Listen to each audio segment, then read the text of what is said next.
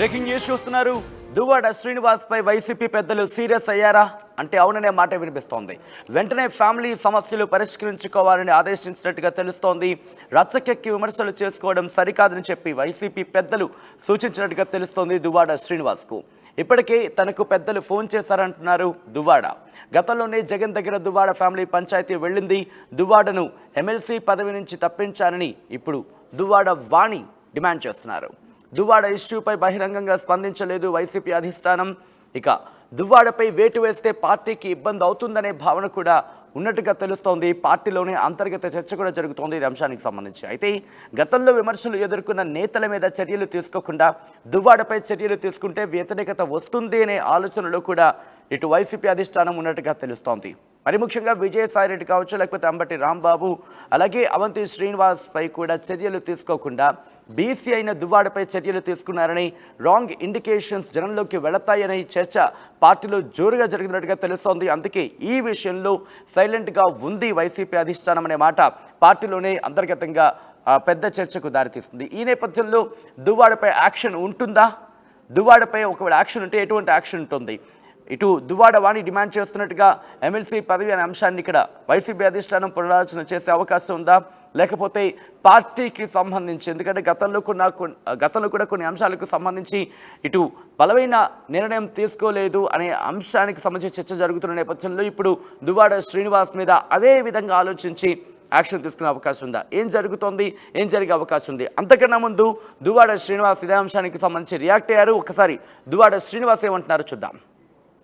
కుటుంబం గురించి పార్టీకి తెలియని విషయాలు ఏమి కాదు సార్. జగన్మోహన్ రెడ్డి గారు 2 ఏళ్ల క్రితం నుంచే సాక్షాత్ ఆయనే 4-5 సిట్టింగుల్లో కూర్చొని నాకు చెప్పారు. ఆమెకి కుటుంబం ఇంట్లో తేల్చుకోవాలి, నాకు చెప్పాల్సింది చెప్పారు, ఆమెకి చెప్పాల్సింది చెప్పారు. మరి ఆమె ఆ ప్రయత్నంలో ఆ లైన్లో వెళ్ళలే, సార్ చెప్పిన లైన్లో వెళ్ళకుండా డిస్టర్బెన్సీ క్రియేట్ చేసుకుంటుంది, బహిర్గతం చేస్తుంది. సార్ కుటుంబం సమస్య సాల్వ్ అవ్వాలంటే 4 వాల్స్ మధ్య అవ్వాలి. సమస్య అది బహిరంగ పరిచయము అంటే అది పరిష్కారం కాదు. మీ మీద ఏదైనా కోపం ఉంటే 4 గోళ్ల మధ్య నేనంటే మీరు వింటారు. ఇప్పుడున్న సిచ్యువేషన్లో పార్టీ ఏమైనా సూచన చేసిందా? మీ పార్టీ అధిష్టానం మీకు నాకు ఫోన్ చేశారు, పార్టీ పెద్దలు ఫోన్ చేశారు.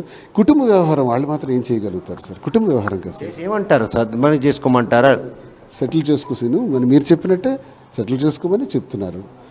ఇంకో రకం వ్యవహారం అంటే ఈ పార్టీకే ఎంటర్ అయ్యి ఉండేవారు. కుటుంబ వ్యవహారం కాబట్టి ఏం చేయలేకపోతున్నారు. ఇది వేడుకగా ఉంది అధికార పార్టీకి. మా కుటుంబం గురించి పార్టీకి తెలియని విషయాలు ఏమి కాదు సార్.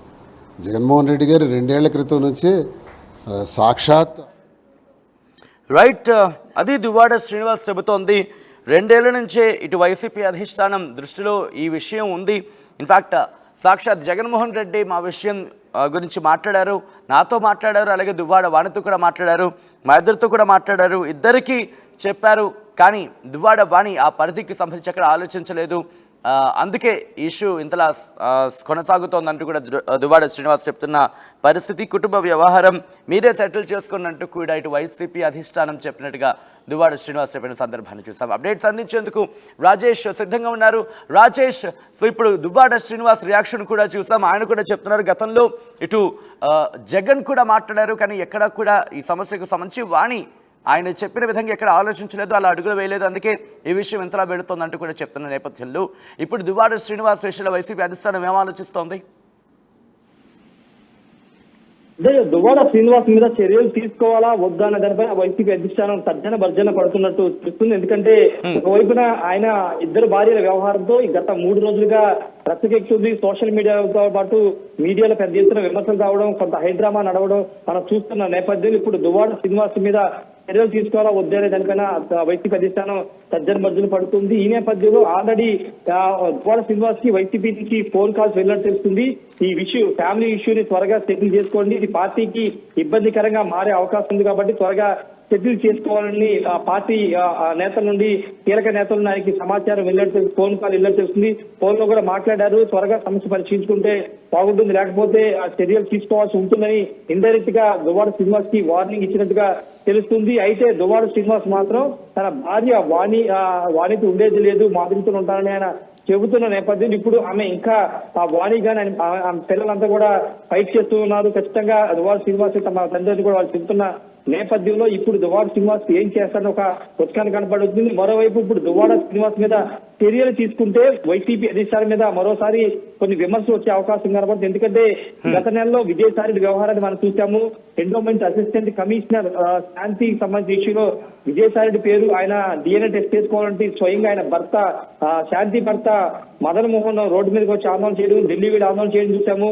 ఆ డీజీపీకి ఫిర్యాదు చేయడం చూసాం. ఈ నేపథ్యంలో విజయసాయి అంతకుముందు అధికారుల తర్వాత ఉన్న సమయంలో అంబటి రాంబాబు, అవంతి శ్రీనివాస్ ఇలా చాలా మంది మీద లైంగికంగా సంబంధించినటువంటి ఫోన్ కాల్స్ వీడియోలన్నీ బయటకు వచ్చిన నేపథ్యం చూసి అప్పుడు ఎక్కడా కూడా ఎవరి మీద కూడా చర్యలు తీసుకోలేదు. ఈ నేపథ్యంలో దువ్వాడ శ్రీనివాస్ మీద కనుక ఇలాంటి సమయంలో చర్యలు తీసుకుంటే బీసీ నేత మీద ఉద్దేశపూర్వకంగా బీసీని నేతను టార్గెటింగ్ చేసి ఈ విధంగా చేశారని ఒక విమర్శలు వస్తాయని భావనలో వైసీపీ అధిష్టానం ఉన్నట్టు తెలుస్తుంది. దానిలో భాగంగానే దువ్వాడ శ్రీనివాస్ వ్యవహారంలో ఆచితూచి అడుగులు వేస్తుంది. ఎమ్మెల్సీగా కూడా ఉన్న దువ్వాడ శ్రీనివాస్ 2024 ఎన్నికల్లో టెక్కలి నియోజకవర్గం నుండి వైసీపీ నుండి ఎమ్మెల్యే అభ్యర్థిగా పోటీ చేశారు. ఆయన ఎమ్మెల్యే ఓడిపోయినప్పటికీ ప్రస్తుతం ఎమ్మెల్సీగా కొనసాగుతున్నారు.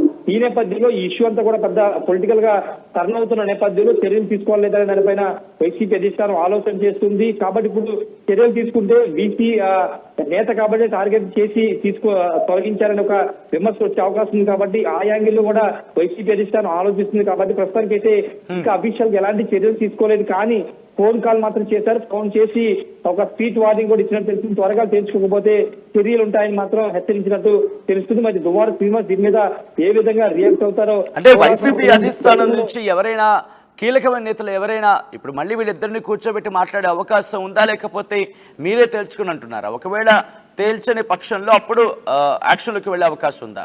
ఎటువంటి చర్చ జరుగుతుంది పార్టీలో? అంటే ఇష్యూలో పార్టీ ఇన్వాల్వ్ అయ్యే అవకాశం లేదు. లోకల్ గా ఉన్నటువంటి ఉత్తరాంధ్ర నేతలు ఎవరైనా ఈ ఇష్యూ గురించి మాట్లాడే అవకాశం ఉంది. కానీ పార్టీ పూర్తి స్థాయి పార్టీలో ఉన్నటువంటి సీనియర్ నేతలు కానీ ఎవరు కానీ ఇన్వాల్వ్ అయ్యే అవకాశం లేదు. కానీ ఇప్పుడు అందుతున్న సమాచారం ప్రకారం వాణి గతంలో అంటే దువ్వాడ శ్రీనివాస్ మాజీ భార్య వాణి గతంలో జగన్ కూడా ఫిర్యాదు చేశారని చెప్తున్నారు. ఆమె తాడేపల్లికి కూడా వచ్చి 2-3 రోజులు ఇక్కడే ఉండి జగన్ కి ఫిర్యాదు కూడా చేశారు. ఎమ్మెల్యే సీట్ ఇవ్వద్దని కూడా ఆమె కోరారు. కానీ ఇప్పుడున్న పరిస్థితుల్లో ఇప్పుడు ఆమెను జగన్ కలుస్తారా లేదా అనేది కూడా చూడాల్సిన అవసరం ఉంది. ఒకప్పుడు ఆమెకి న్యాయం జరగలేదు కాబట్టి ఇప్పుడు మరోసారి జగన్ కలిసే అవకాశం ఉంటుందా లేదా అనేది చూడాల్సిన అవసరం అయితే కనబడుతుంది. మరోవైపు పొలిటికల్ గా కొన్ని విమర్శలు వస్తున్నాయి. వాణి వెనక బ్యాక్గ్రౌండ్ వేరే పార్టీ వాళ్ళు ఉండి ఇదంతా నడిపిస్తున్నారు. పొలిటికల్ గా దువ్వాడ శ్రీనివాస్ డ్యామేజ్ చేయడానికి ఇదంతా చేస్తున్న ఒక విమర్శలు దువ్వాడ శ్రీనివాస్ వైపు వర్గీయులు కూడా చేస్తున్న నేపథ్యంలో దీనికి ఇదంతా కూడా పొలిటికల్ టర్న్ అయిపోయింది. ఫ్యామిలీ ఇష్యూ కాస్త పొలిటికల్ టర్న్ గా మారుతుంది. కాబట్టి ఈ నేపథ్యంలో వైసీపీ అధిష్టానం ఏం చేస్తుంది, లేకపోతే వాణి హోమ్ మినిస్టర్ గానీ ఎవరన్నా కలిసి న్యాయం చేయాలని కోరతారా, లేకపోతే కూటమి నేతలకు సంబంధించి ఎవరైనా కలిసి కోరతారా అనేది ఈ యాంగిల్ కూడా పరిశీలించాల్సిన అవసరం ఉంది. కాబట్టి ప్రస్తుతానికైతే ఇష్యూ అంతా కూడా శ్రీకాకుళం వరకు మాత్రమే పరిధిలో ఉంది. కాబట్టి అక్కడి నుంచి ఒకవేళ బయటకు వచ్చి దువ్వాడ శ్రీనివాస్ కానీ ఆయన భార్య వాణి కానీ పిల్లలు కానీ ఇటు అమరావతికి వచ్చి ఇక్కడ ఏమైనా ముఖ్యమంత్రి కానీ లేకపోతే హోంమంత్రి గారిని కలిసి న్యాయం చేయాలని కోరతారనేది చూడాల్సిన అవసరం అయితే కనబడుతుంది. ఏదేమన్నప్పుడు ప్రస్తుతం వాణి ఇష్యూ మాత్రం దువ్వాడ శ్రీనివాస్ ఇష్యూ మాత్రం వైసీపీలో కొంత పొలిటికల్ గా చర్చ జరుగుతుంది. కానీ చర్యలు తీసుకోవాలా వద్దే దానిపై ఇంకా నిర్ణయం అయితే తీసుకోలేదు. సచిన్ రైట్ రాజేష్. సో మొత్తంగా అయితే మాత్రం దువ్వాడ శ్రీనివాస్ పై వైసీపీ పెద్దలు సీరియస్ అయ్యారా అంటే అవుననే మాట వినిపిస్తోంది. వెంటనే ఫ్యామిలీ సమస్యలు పరిష్కరించుకోవాలని ఆదేశించారు. వైసీపీ అధిష్టానానికి సంబంధించి కీలక నేతలు రచ్చకెక్కి విమర్శలు చేసుకోవడం సరికాదంటూ కూడా సూచించినట్టుగా తెలుస్తోంది. ఇప్పటికే తనకు పెద్దలు ఫోన్ చేశారంటూ కూడా దువ్వాడ శ్రీనివాస్ కూడా చెప్పారు. గతంలోనే జగన్ దగ్గర దువ్వాడ ఫ్యామిలీ పంచాయతీ వెళ్ళింది. దువ్వాడను ఎమ్మెల్సీ పదవి నుంచి తప్పించాలంటూ దువ్వాడ శ్రీనివాస్ సతీమణి వాణి డిమాండ్ చేస్తున్నారు.